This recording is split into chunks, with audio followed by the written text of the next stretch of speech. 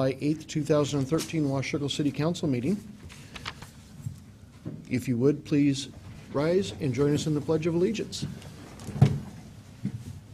I pledge allegiance to the flag of the United States of America and to the republic for which it stands, one nation, under God, indivisible, with liberty and justice for all.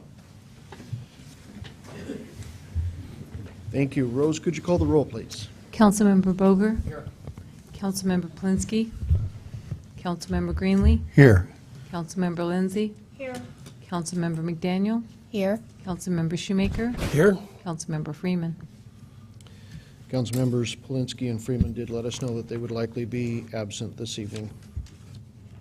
Mr. Mayor, I ask unanimous consent to excuse Council Members Freeman and Councilmember Polinsky from the meeting this evening. Hearing no objection, so ordered. Just before this meeting, this evening, we did have a workshop meeting. Pretty much the entire topic of that meeting was our cost of service analysis that we were doing on our utility enterprises. And that brings us to the meeting today. Are there any amendments to the agenda? Hearing none, do we have any correspondence? No. We are at that first opportunity in the agenda for anyone from the public that would like to address council. Larry. Good evening, Council. My name is Larry Keister. I live on Zetzelberger Road. It's rural Washougal. I'd like to speak to the new form of, or proposed form of government. Although I'm not opposed to a change in the future, I do not believe that now is the time to make a change in our form of government. We have a mayor that is passionate about this community, that has 4 years of a track record representing our community well. And we also, you brought up the point that, if we had somebody that was long-term, that would be good for the economic benefit or the economy of the community. I definitely agree with that. But do we have Dave Scott, who's come on board fairly recently, who is now up to speed. He's working well with with staff. He's also working well with the city of Camas. He's also working very well with Dave Rip and the port. All these entities have to work together to make Washougal profitable in the future. So if there's an issue with the way that the government is functioning right now, let's get to the bottom of that. Let's find out what that issue is, and let's address it and get it fixed, rather than take a good functioning form of government and throw that out. Now is not the time. Possibly 2 years from now or 3 years from now, let's take another look at it, because the people that are going to vote on this are not going to understand what you're asking them in such a short amount of time. They are going to have to understand why it is you're changing the government, what is the purpose, and what is the benefits to them. And I don't think that in a short amount of time that we have between now and the beginning of August, there's just enough time to do that. So you're going to have uninformed voters, voting for something that's so critical for the future of our city. And I don't think that that's the way to go about this. There's an issue with how things are being done right now. Let's address that issue and fix it, and then move on. We're going in the right direction right now. We've got a lot of enthusiasm, we've got a lot of momentum in our community. But let's not change everything because of a couple of issues that we could probably easily fix. Thank you. Thank you, Larry. Anyone else from the public that would like to address council? Okay, not your last opportunity. We'll have one more before the meeting is over.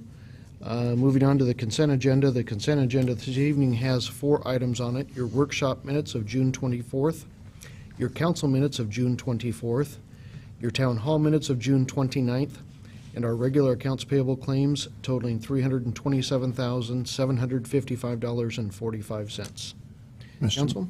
Mr. Mayor, I ask unanimous consent that the consent agenda be approved as read. Hearing no objection, so ordered. Brings us to new business, Agenda Bill 2613, a resolution amending council rules to include remote participation. Mr. Scott.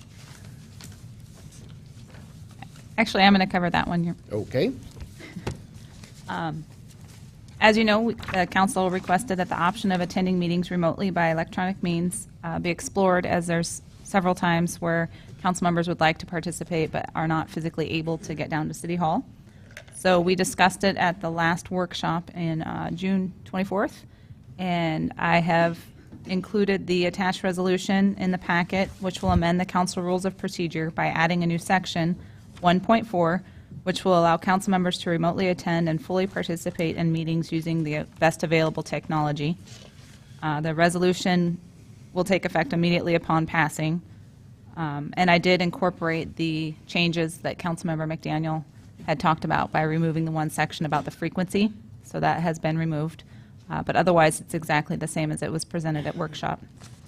So the recommended action is to read the resolution by title only and pass and post the resolution in the usual manner. Thank you, Jennifer. Council?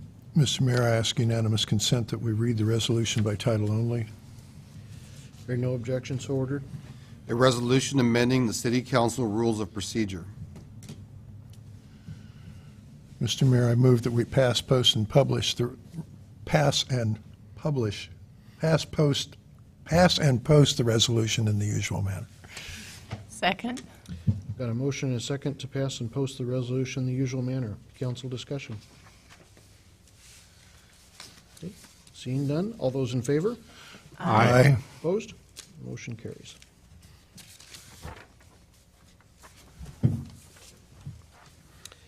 Okay, takes us to two items of unfinished business. First one, council discussion on form of government.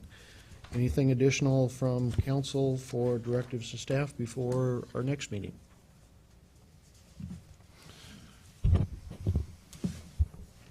Yep. Are we going to have an open discussion at this point? That's what this Awesome. time is for. Fabulous. I would make a recommendation that a resolution be brought forth at the July 22nd council meeting to address the issue of putting the council manager form of government on the ballot for the voters to decide this issue in November. Is that a motion? Or just as, Do I need to make a We motion? don't even need it as a motion. It's just We're a looking for- directive. okay. Just a directive. I would Do I have concur with concurrence? Councilmember McDaniel. Thank you. I would concur with Councilmember McDaniel. Any other discussion? Do you have a resolution available? I mean, has a resolution been made? No. Okay. It wouldn't be a big problem to prepare a resolution. We've seen some from Battle Ground and other places that have done it, so we can definitely put something together. And then we'll vote on that on the 22nd. May I make a point of clarification here? It will be on the November ballot, not the August. Okay, any other discussion? Moving on, Finance Department, 2014 General Fund Budget Preview. Jennifer.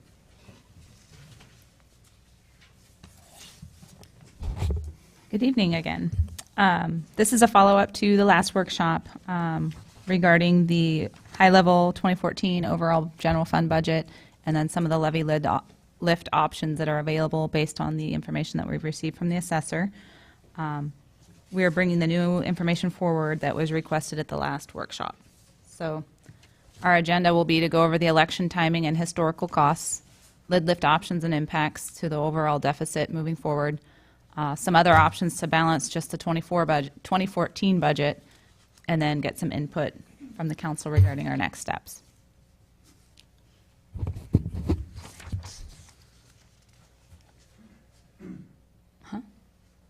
With the upcoming election, the November 5th general election, the resolution to add a lid lift would be August 6th. So these are just kind of updated information from last time. We do know, I believe, that in February, the school district's going to have a measure on the ballot. So with that special election, just informational purposes for you. And then there's also the other resolution due dates for the special elections, the next primary, and the general election. The cost of an election, it varies during each election because it's percent-based of the total bill, dependent upon how many items are on the ballot and what the population of the entity putting the item on the ballot. So I did contact the elections office, and they gave us some information on prior elections because they don't know what the cost of future elections are going to be until they occur. So for instance, the general election for 2011, there was 102 items on the ballot. Washougal had 4 of those items, and our cost was $6,000. The primary election in 2011, probably should have had those in the other order, but there were 13 total items on the ballot, of which Washougal had 3, so the cost was significantly higher at $22,000.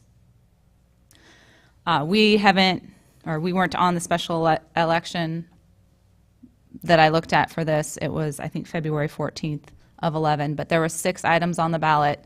So hypothetically, had we had an item or 2 items on the ballot for that special election, it would have cost roughly $14,000 or $22,000. So it was just to give perspective of what the cost of an election could be based on historical information for each of the different options, the primary, general, and special. I've got a quick question there.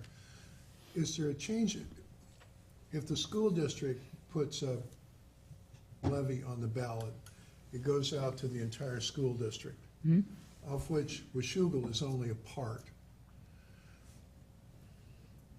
On the other hand, something like a council election, Washougal has its own ballot. So is there a difference in cost that way, or does it not matter? We don't have our own ballot, we're on with everybody else. It's dependent upon the weighted average of the number of issues versus your population. So it would take the overall voting population of the school district in relation to the number of items, and then the overall population of Washougal citizens to the number of items on the ballot. Great, thank you. They did provide information as well from the elections office that they are expecting quite a few items on the November ballot, so the cost per item is going to most likely be pretty low, just for perspective of the cost for the election. Excuse me, would it be lower in 2014 because it's a much broader ballot than it is in an off year? It would just depend on the number of issues. The elections office said that this November is probably going to have the most they've ever had on a ballot. So I don't know. Oh, okay. Just telling you what they told me on the phone. Yeah. I think that a conclusion you can draw clearly, though, is that the cost for an item in a November general election is generally going to be less than a cost for an item in a special election or Right. primary. Exactly how much less, we can't tell you precisely because you don't know until everything's filed. And this, I think this information was in response to a council member's question about the cost differential between not advancing a levy lid lift, for example, this November and waiting until the spring or next summer. And would that be enough of a difference to influence a decision the council might make, all else equal? If everything else was equal, would this cost differential sway where you might want to go as a council in terms of timing? You can see there's some differential in the big scheme of things. It's, $8,000 maybe, or $16,000 difference. What would happen if we were the only thing on the ballot? Be real expensive. Yeah, Right. that's my point. I would anticipate there'll be, just looking at what you see here, there's so many districts that there's always, it seems like there's always something. But it could happen that we would be all alone. Jennifer? Yes, I have a question about the figures. Are they from most recent elections, or is it They're an from average that you've taken, or these? No, these were actual costs for 2011. So we had 3 items in the 2011 primary. Oh, okay. And then the last one is just a and then the last one- hypothetical. Okay. The cost is real. It was for school districts. For a February, I think it was February 14th of 11, the cost of the election was $141,000, and there were 6 items on that ballot. So hypothetically, based on our population, our costs could have been that amount. Again, it's just guessing, hypothetical based on the information that was available. Can you list some of the options for listing items on the primary election? What are the types of items you could vote on on a primary that would be? I don't, Have anything that council would put forward in time for the cutoffs from the elections office? Okay. so if you go back to this one, in order to be on the August primary, our resolution would have been due in May. For the levy lid lift, do we have all the financial figures to know what percentage that will be? I don't know if I understand your question, I'm sorry. Well, weren't we waiting for some figures from the state auditor's office to know where we stood financially? What was coming into the city? The county assessor's office, Yes. we needed to know what our levy would be. And we reported at the last session that we got preliminary information from the assessor that indicates there is room in the rate for us to contemplate a levy lid lift up to approximately 24 cents per $1,000 of assessed valuation. Okay, then, thank you. All of those numbers won't be completely confirmed until late in the year, though. That's what I was wondering, Yep. right? Right. Same as any normal year. Okay. Right. They have said to us, though, that we can have a high level of confidence that the number they gave us will not go down. It will only go up, because there's some other pieces that they haven't added in yet. So our rate will be no higher than 280, I believe it was 28564-ish. right? But it could be our rate could be a little bit lower because the overall assessed value would be a little bit higher. But we would recommend not thinking about that part of it and just look at that 24 cents as what's available. And they also told us that in the 0.0001% chance that they're missing that, they're not getting that correct, that if the voters passed a levy lid lift and the rate couldn't accommodate it, it would just default to a lift level that could be accommodated. I only say that it's a remote, a very, very, very remote sort of scenario. Do you have a recommendation about when you would prefer this on the ballot, this year or next year? We are going to get to some slides that talk about those different options and show the different implications. And we don't necessarily have a recommendation, but we have implications to share. Okay. Again, a refresher from the last workshop, which would be the estimated cost to an annual household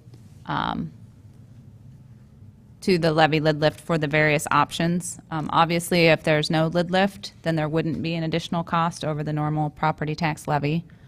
The 11 cents option, which would be partly makeup levy for the one that expired, would bring in roughly $142,000 a year. And if we started it in 2015 versus 2014, that's why there's no cost in 2014, because it would be the same. And then it would be an annual cost of $27.50 per $250,000 average household.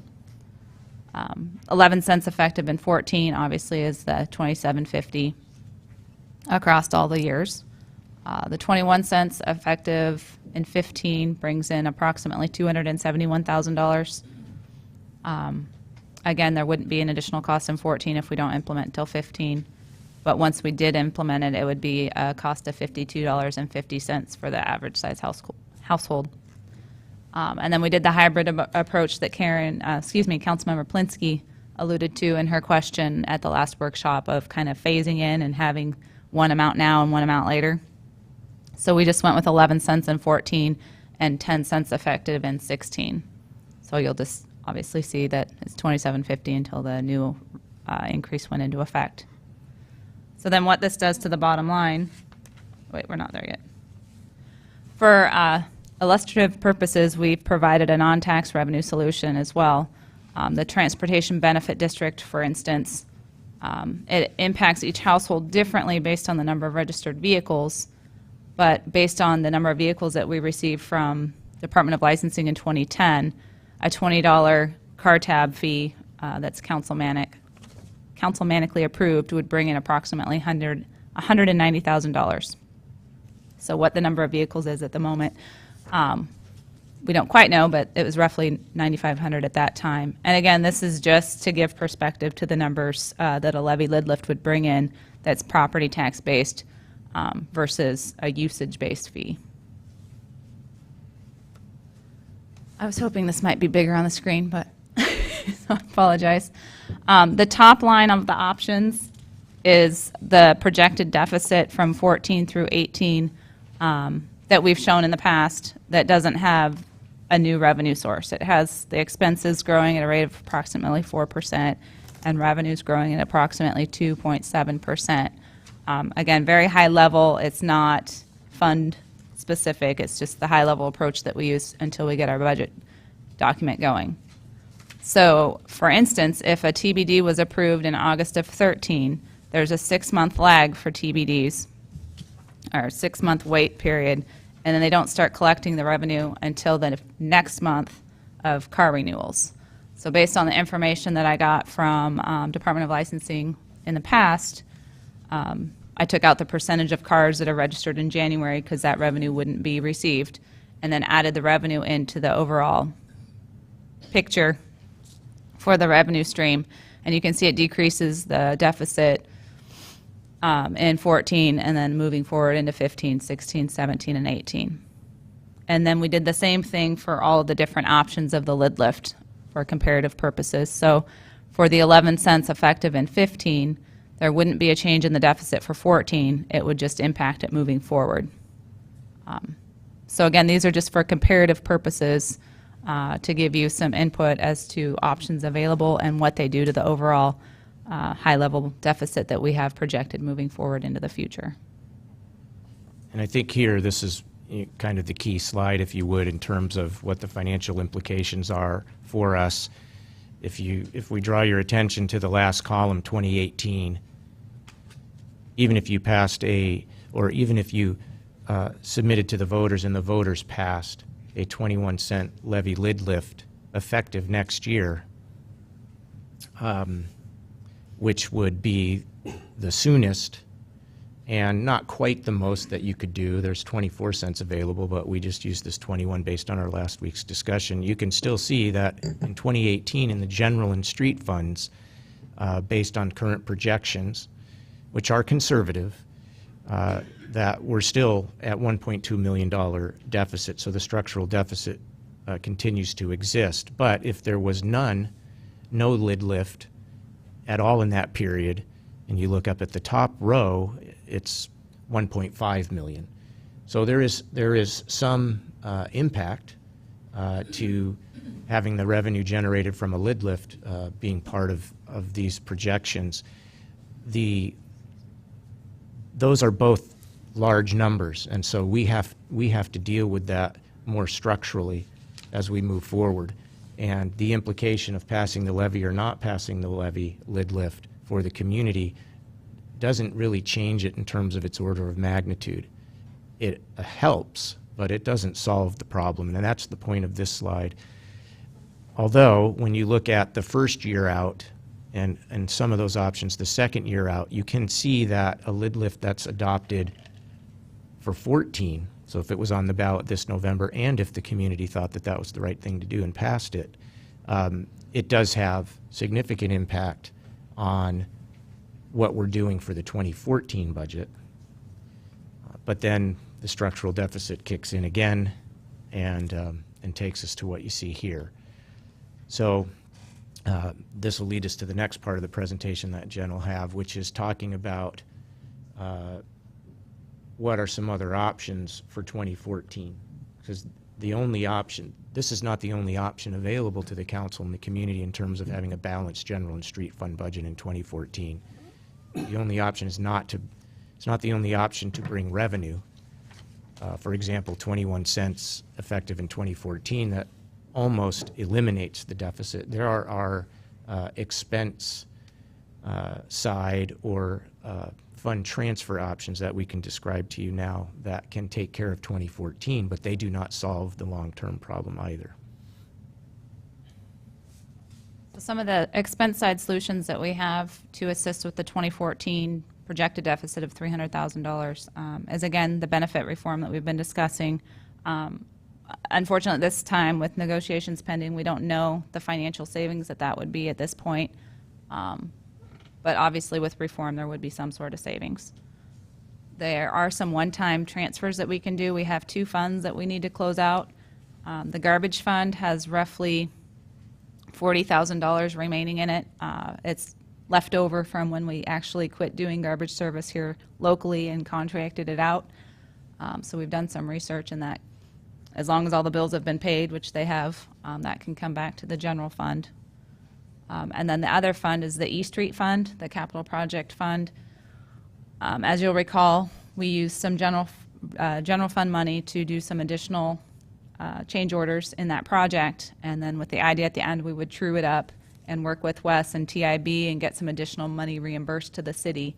It was kind of one of those things where, well, we got to pay for it now from somewhere, but at the end we'll true it up and see what type of grant funds we can get back to recoup our costs. So there's roughly $203,000 in that fund as well that we can close out and transfer to the general and street fund. The strategic planning initiatives money that we budgeted for in 2013, wrong year, we would obviously propose not bringing forward if these are some of the discussions that we need to make. And then the building and transportation capital funds, we have been budgeting for operational transfers of $30,000 into each of those. We could slow those down or cut those completely from the 14 budget to bring forward a balanced budget.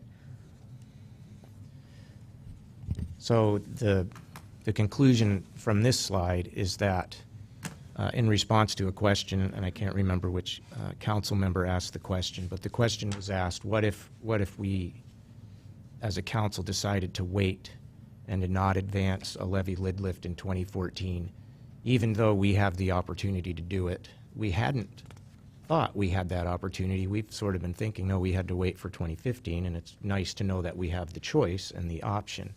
What would be the implication? And so the implication is, assuming that we would not seek to reduce any level of service in the community, that we want to maintain the current level of service that we're providing in the community, and assuming that there wouldn't be any significant new initiatives undertaken that would require resources. And those were a couple of the assumptions that we talked about last time, high-level, broad budgeting assumptions for the general and street funds. If we made those assumptions, the projected deficit is just over $300,000. We have the ability to close that gap without reducing services and without introducing a levy lid lift into the mix and take care of 2014. These would be the options that we have. It's not ideal to take what we would all consider to be one-time money, which would be these fund closeouts, that $240,000. Ideally, you wouldn't use that one-time money to balance an operating budget. It certainly can be done. There's no prohibition to it. It's just not the ideal scenario. I think more ideally, you might look at one-time money for one-time expenditures, some type of an acquisition, maybe in the parks program, or some sort of infrastructure project that would enhance a part of our community off of one of our plans, something in the downtown or something somewhere else. However, it could be used to balance the operational budget That first one is unknown, so depending upon what happens with that first item, the others might not be as necessary. So the answer to the question is, if you do not advance, or if you did advance and the voters didn't approve, we believe we can balance the 2014 budget through these measures without having to walk through an exercise where we're talking about levels of service in the organization and prioritizations. However, if we go back to this slide, you can see that in all of the options, we have to begin to have that conversation as we undertake the 2015 budget. Not doing the levy lid lift exacerbates a situation that we have, but doing a levy lid lift does not solve it. The only other piece of information I would offer is that this has been a funding source that has been utilized by the community for its EMS services. The community has previously indicated through its vote for the one that expired in 2012, it was for 7 through 12, that it's something that the community supported. And I have heard council members in the past talk about an interest in asking the community if they continue, it's almost a replacement, if you would, for something that they had supported in the past. But we can balance the 2014 budget without doing that. And then I guess that was the second to the last piece. The one other little piece is that in 2015, although there's no written expectation, there is somewhat of a written expectation, but certainly an implicit expectation in our relationship with Camas, depending upon what happens with the fire consolidation, that our contribution into the joint EMS scenario would be 46 cents per thousand, as opposed to the 35 cents per thousand that we're doing now. And so that's all built into these projections. So there is some nexus there between these options and that EMS driver, if you would. So that's a lot to think about. The time is short if you want to do something on the November ballot. It is helpful. If the community was supportive of that, it is helpful to bring those dedicated funds in for the EMS, because you could specify it for that use. You don't have to, but you could. And it certainly would be helpful to have that for that important service and to replace the levy lid lift that has already expired.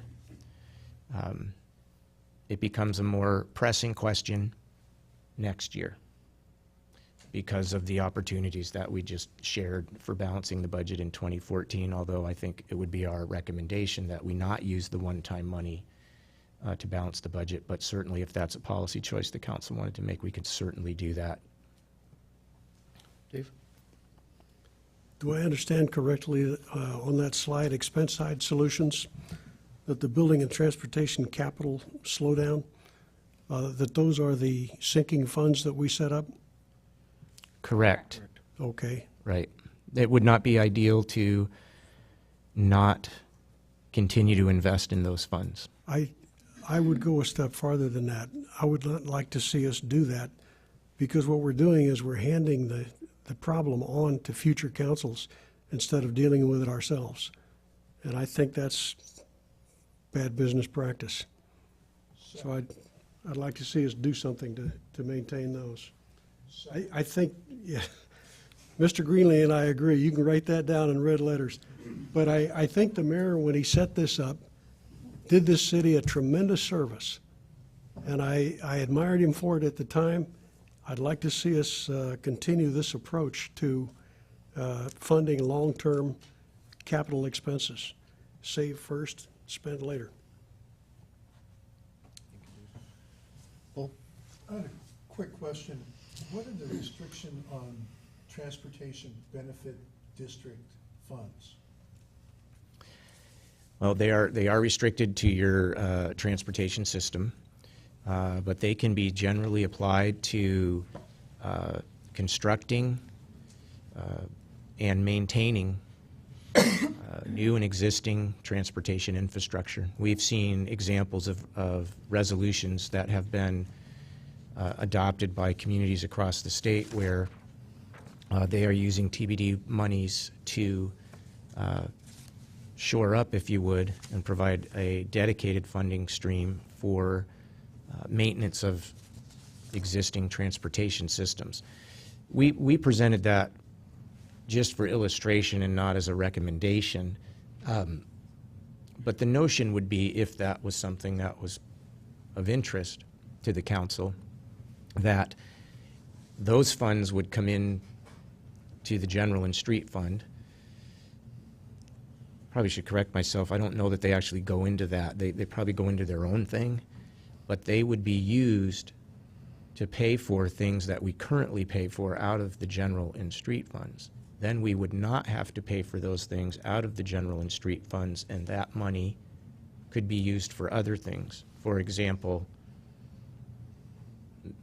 taking care of the structural deficit, which is in part because of the costs of the EMS program or whatever other program you would have. It's revenue that gets into the mix. So then the follow-up question then is, I don't know if you have it in your head, Jen, is how big is the street fund annually?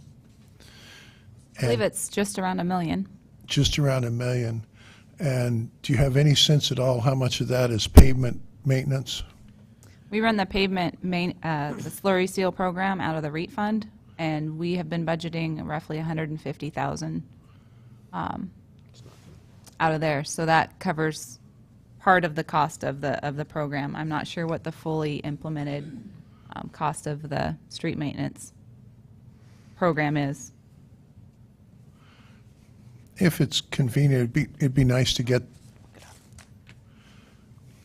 an idea from the streets department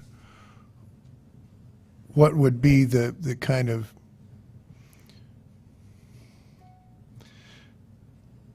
how much would it take to maintain our streets on an ongoing basis?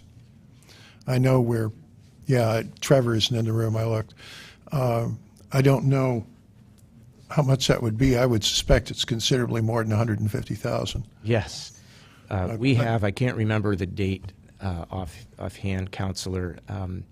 You may recall that we engaged a firm to do a study of the condition of our transportation infrastructure, all of our streets, and to rate those, and then to provide us information on what it would cost to bring them to different levels of function, and how the implications of not doing it and stretching it out over different time. Sometime in the relatively near future, it's this summer, I believe, or into the early fall, they will be back and they will make that presentation to us. That will give us precise information about what it would take in a programmatic sense to do what you're asking. If a TBD was advanced by the council, the policy question that would accompany that would be, would the revenue from that be additive to the current budget, not, and therefore not addressing what we've been talking about? Or would it be to provide a dedicated source of revenue for the things that we're currently doing, having a staff to take care of the streets, if you would, freeing up some money to pay for other general fund programs? Most of the cities that I've talked to that have done TBDs, transportation benefit districts, they have considered that as additional money for their street maintenance program. The problem, of course, is that it's pay me now or pay me a lot more later, that if you spend a few tens of thousands of dollars per mile every 5 or 6 years, that avoids spending millions of dollars per mile every 15 or 20. And so that's generally what I think what people have done with transportation benefit districts, rather than just kind of use it as a Right. cost replacement. There have been some also that, in addition to just general maintenance, Right. they have made a project list, and they may have gone for the sales tax option, Right. which brings, I think, generally more revenue than the tab fee. And the community can decide whether they are behind those specific projects in voting. I think Walla Walla, for example, specifically did that. Yes, there's a couple other examples of that. Dave? I'd like to return the compliment to Mr. Greenlee for supporting my stance on the sinking funds by pointing out that the street maintenance is a very important issue. And I certainly support your idea of taking a look at what it would take to do that on a much better level than we're doing it right now. You're quicker on the draw than I am on that issue. Congratulations. Well, again, all of that is underway now. That's part of the study that we've commissioned that will be coming back towards you. I think, Paul, one of the other answers to your question is, there certainly is a large amount of deferral that's happening now on our street maintenance. It was, I think, as late as 2008 that maintenance fund that's now at $150,000 was $450,000 to $500,000 a year. So I'm relatively certain that our crews weren't out there repaving roadways that didn't need to be repaved at that time. So that amount of shrinkage in there at the same time, those roads again are going through some serious deferrals of maintenance that we would be ongoing. I would venture to guess, although I don't know, that even at the time that the city was spending $500,000 of REIT funds again at that time, there were probably still phone calls about potholes. So it still wasn't enough in someone's mind. I don't know where I come up with the number, but somewhere in the depths of my mind is order of $900,000 a year to maintain and upgrade streets. Yeah, I don't know that we've ever had a number. When I inquired with staff, well, Trevor, up to 2 years ago when we first started talking about the study that's underway, there was nothing that anybody knew of any kind of numbers that could even peg that. Right. The first question is to decide what does it mean? What standard is it that you want to keep them at? And that's part of what we commissioned in this study and what we'll be able to report back. And not to belabor the point, but there's also the difficulty that a lot of the older streets, K Street along the river between Washougal River Road and 4th comes to mind. That was never really built as a street. It was a dirt road that became a gravel road, and then somebody put asphalt on top of it. And so you're never going to turn that into a nice, smooth, paved street unless you're willing to spend millions of dollars per mile. So, yeah. Other council discussions, questions? I think one of the things that we're looking for is some sort of feedback if you are wishing staff to start looking at some sort of items that may go towards the ballot here in November. Dave? I'd like to bring this issue back for a vote in time to put it on the August 6th, or to meet the August 6th deadline. Okay.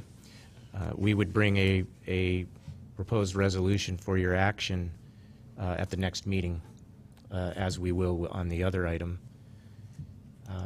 We would need some direction as to what the scope of that would be, the amount,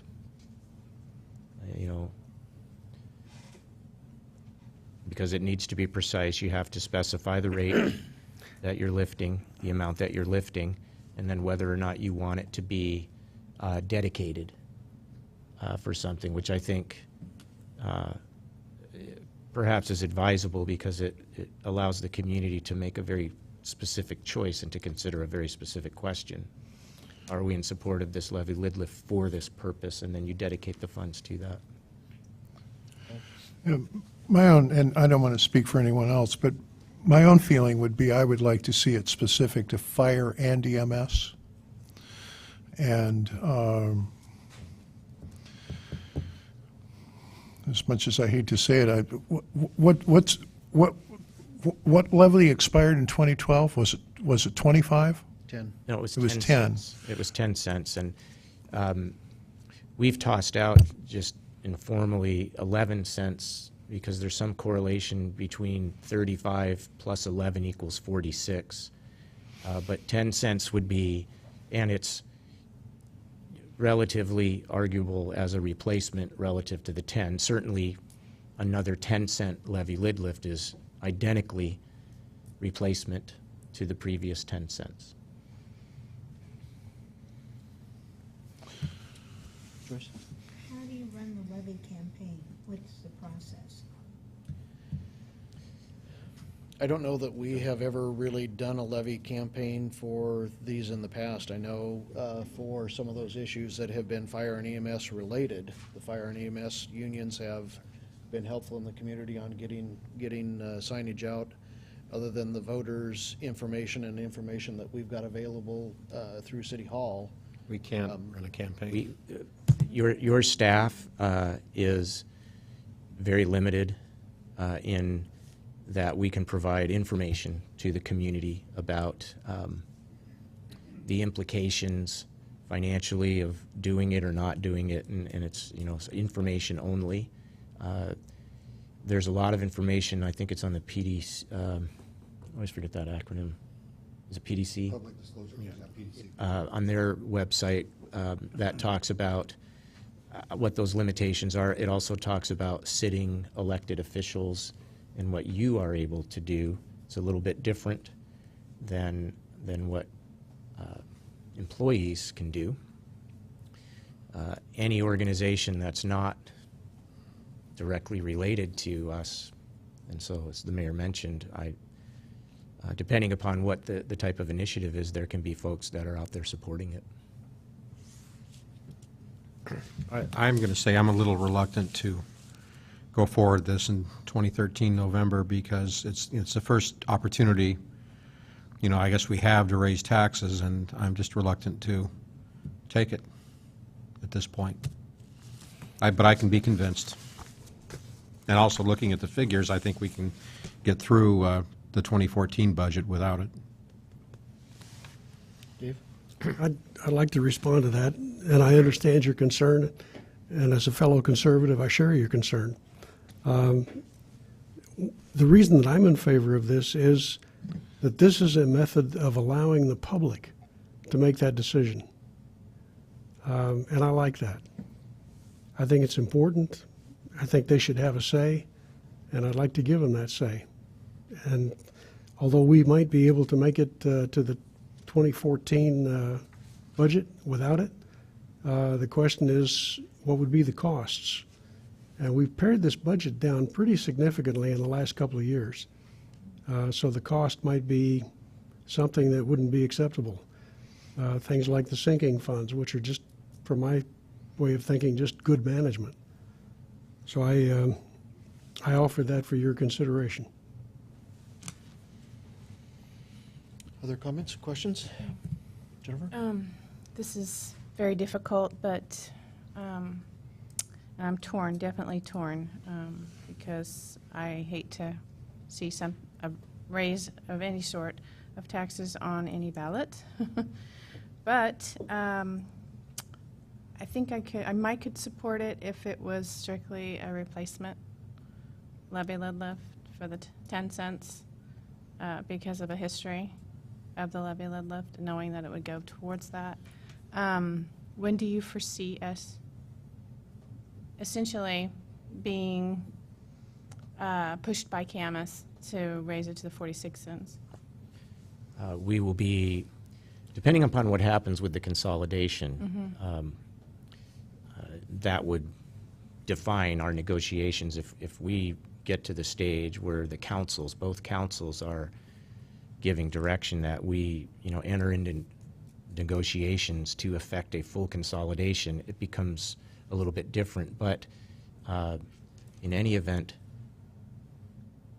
sometime next year, we will have to be negotiating that because the current EMS interlocal agreement expires at the end of 2014. And there was some deference to us and to East County Fire and Rescue around the 35 cents through 2014. So,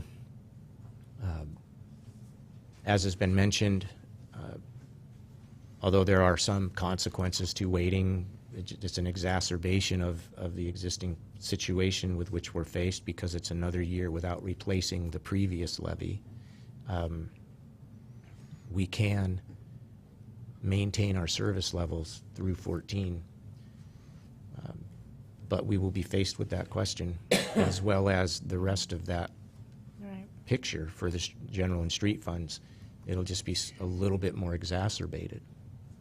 Right, and then just occurred to me it's not really a factor as far as for city purposes, but considering the school district is going out for a measure,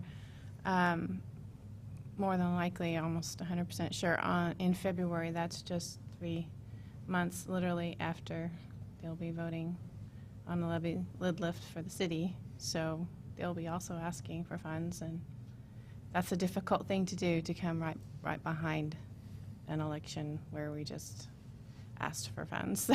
Yes, That's a very difficult thing to do. it And they're is. fully aware of, we've had those discussions with them. They're just thankful that we're not proposing to come out at the same time. We certainly don't want to do anything to compromise the ability of our school district to deliver quality educational services in the community. So it is very difficult. I'm sure they're appreciative of what the mayor and I told them at our meeting and what you're commenting about now. I don't know what it would mean if we were out in November of 13 and then they're out, as they've said they will be, in the winter of 14. And I don't know what else or who else will be out. The library is kind of in the wings still. They're doing a study, our library district, and there's the possibility that they will be coming to us with good news and good information about something that might be able to happen for us using a property tax mechanism. We just don't know when exactly that will be. I did chat with the executive director, but that ultimately would be a decision for the voters as well for debt service. So that could be next year sometime, or it could be the year after that. And that's also very important to all of us too. So it's difficult. Joyce? If we put it on the ballot this November and it fails, can we bring it up again next year, or is there a moratorium? As long as if you could show that slide, as long as we meet the deadlines shown here, you can place an item on the ballot, We could do it again. Mm-hmm. Yeah, that's, okay. right? And I'm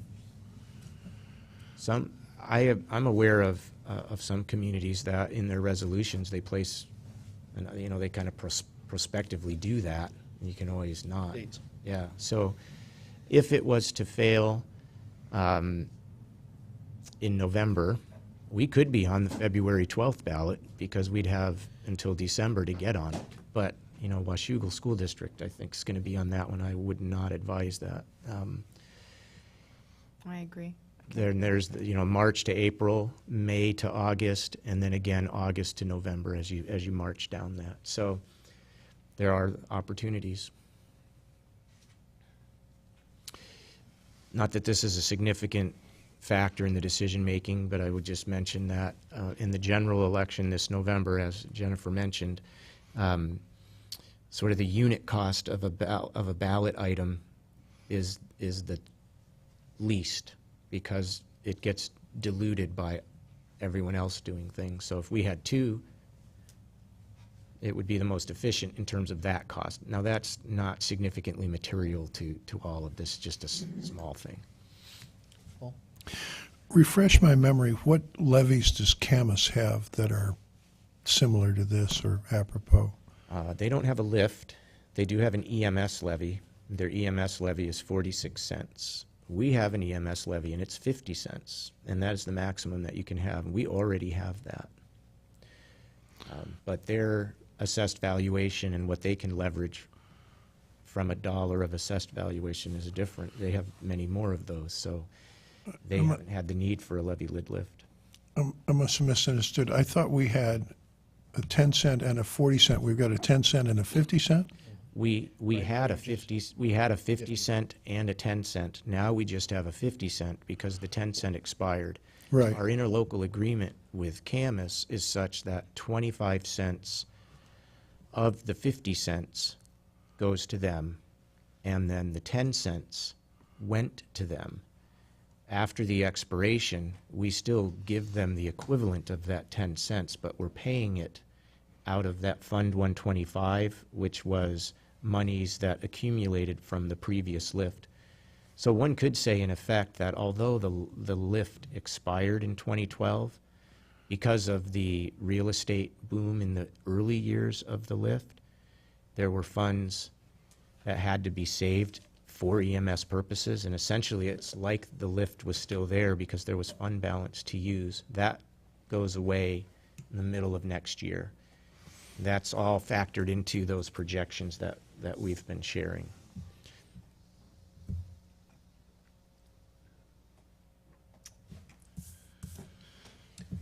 Other questions, comments? So I think what I heard was we'll bring a resolution that's replacement at a dime, and then the council can consider that and choose to advance it or not advance it, or to change that number, and we'll use the same duration as last time, And I believe the focus was EMS, right? We will Actually, specify I for said fire and and EMS. EMS. Right, fire and EMS. right. And if, as we're preparing that, if we come up with something different around the time, we can talk about that next week, but we have plenty of time to bring that resolution to you. And if you don't feel able to make a decision on the 22nd, it's not your last opportunity, but you would have to come together in a special meeting if you did want to take it up again after the 22nd, if you wanted to consider it further before deciding. And that would be true for either of the resolutions that we're bringing on the 22nd. That is your last regular meeting before the 6th. Okay, thank you, Dave. We're now at that opportunity, the second opportunity in the agenda for anyone from the public that would like to address council.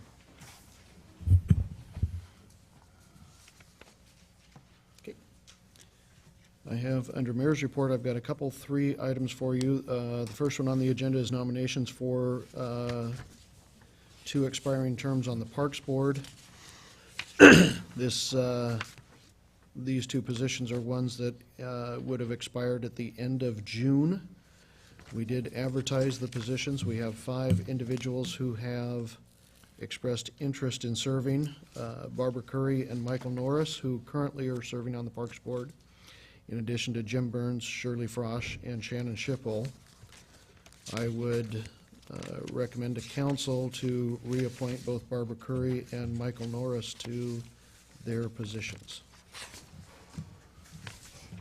Joyce? I have a comment.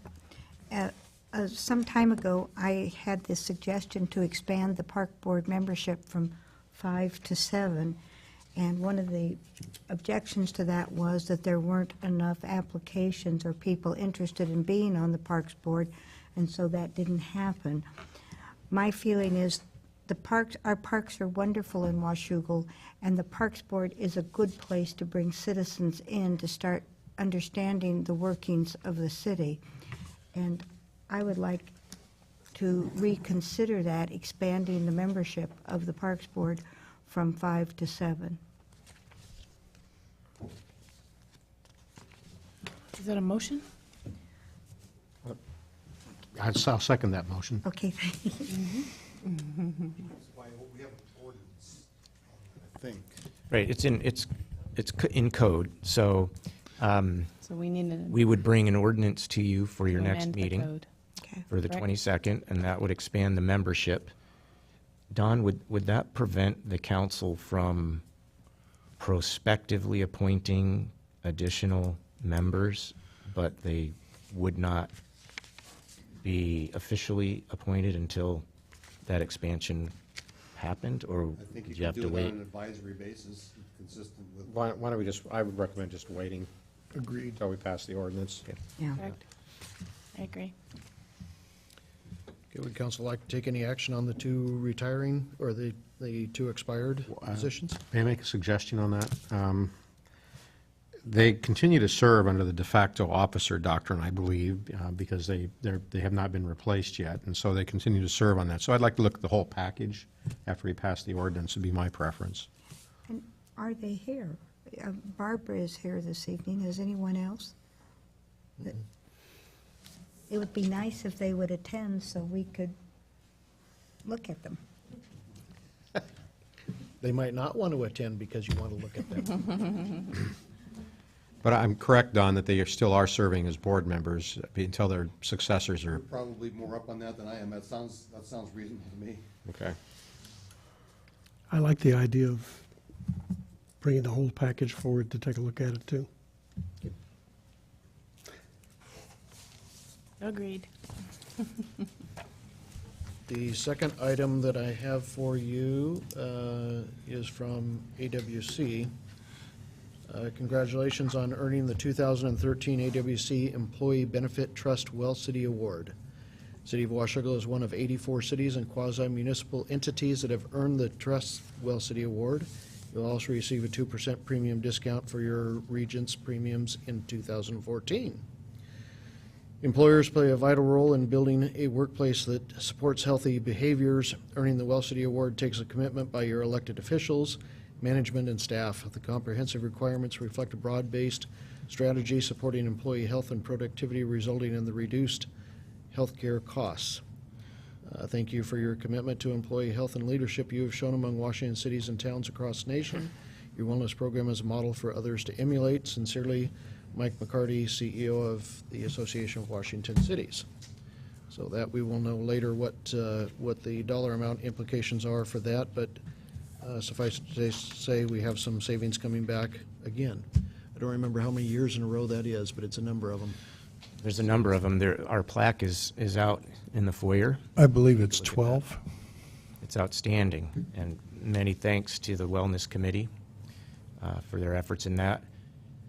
They've raised the bar for us a little bit to do this the next year. A and lot? A lot, okay. And we are diligently working to ensure that all of us on the team, all of the staff, do what we have to do so that we can achieve that savings again. It's important for us to get that, and it's important for us to be well. I'd just like to underline that the Wellness Committee is staff members, including Mitch Knipe, who's here, Jeanette Cefalo, who's our HR director, Pat King from Public Works, Sherry Montgomery, who's our code enforcement officer, and Jessica Honnell from Finance. So my thanks to all of them. Third item I have, we just went through our July 4th celebration. I believe we had a tremendous celebration down at the port area. Once again, we had large crowds, gorgeous weather. Everything went off without a hitch. Everybody got out of there in record time, so it was wonderful to see all of those folks down there for that community celebration. And my final item, CTRAN, there is a meeting tomorrow afternoon at 4:30 at the Vancouver Main Library downtown in regards to the CTRAN board composition. That meeting is scheduled from 4:30 to 5:30, followed by the regular CTRAN board meeting just after that. Any items from council? Joyce? Well, the fireworks were tremendous. It was wonderful, and it brought up a problem that I see in the future, parking. When we can't park over on that vacant Hamilton property, we're going to have to find a place to park. So somebody should be thinking about that. I attended the AWC convention, and it was well worthwhile. It meant more to me this year because I've understood the workings of city government better, and so the workshops were really quite on target for me, and I appreciate the fact that the city helped me do that. Paul? I also was at the Association of Washington Cities Annual in Kennewick. I have to relate that on Tuesday it rained, and the mayor of Kennewick apologized for the rain and said that he promised us that by Friday it would be 100 degrees. And I thought to myself, anybody who would brag about 100 degrees should be sentenced to Yuma.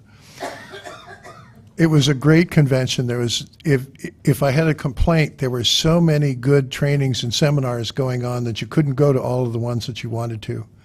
In many time slots, there were 4 or 5 that I really wanted to go to, and so I really had to pick one. The other thing I wanted to mention is that there is a candidate forum tomorrow night at the Camas Library that is put on by the League of Women Voters.